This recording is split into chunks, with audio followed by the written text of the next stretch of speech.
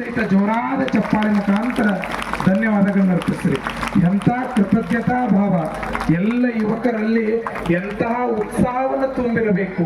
ಈಶಪ್ರಸಾದ ಮಹಾಸ್ವಾಮೀಜಿಗಳು ಎಲ್ಲ ಯುವಕರು ಮನೆ ಎಲ್ಲವನ್ನು ತೊರೆದು ಗುರುಗಳು ಕರೀತಾರ ಅಂತಂದ್ರ, ಗುರುದೇವ ತಾಯಿಯಾಗಿ ನಮ್ಮನ್ನು ಕರೀತಾರ ಅಂತಂದ್ರ ಮನೆ ಮಠ ಹೊಲ ಎಲ್ಲವನ್ನ ಬಿಟ್ಟು ಗುರುಗಳ ಕರೆಗೆ ಒಳಗೊಟ್ಟು ಬರ್ತಾರಪ್ಪ ತರ್ಗದ ಯುವಕರು ಅಂತಂದ್ರ ಅವ್ರು ಎಂತಹ ಒಂದು ಸೇವೆಯಲ್ಲಿ ಪಾಲ್ಗೊಂಡಿರಬೇಕು.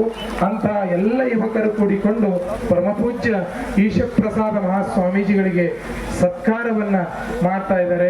ತಾವೆಲ್ಲರೂ ಸಹಿತ ಜೋರಾದ ಚಪ್ಪಾಳೆ ಮುಖಾಂತರ ಧನ್ಯವಾದಗಳನ್ನು ಅರ್ಪಿಸಬೇಕು. ಮುಖ್ಯವಾಗಿ ಗುಟ್ಕಾ ತಿನ್ನೋದು ಬಿಟ್ಟು ಗುರುಗಳ ಹತ್ರ ಬಂದಿದ್ದಾರೆ. ಕುಡಿಯೋದು ಬಿಟ್ಟು ನಿಮ್ಗೆಲ್ಲ ಕುಡಿಯೋ ನೀರು ವ್ಯವಸ್ಥೆ ಮಾಡಿದ್ದಾರೆ.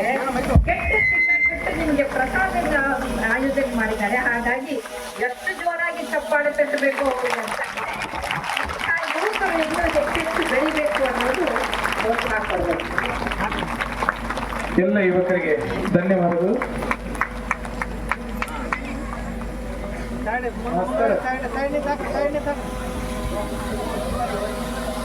ಧನ್ಯವಾದಗಳು ಎಲ್ಲ ನಮ್ಮ ಯುವ ಬಳಗದವರಿಗೆ.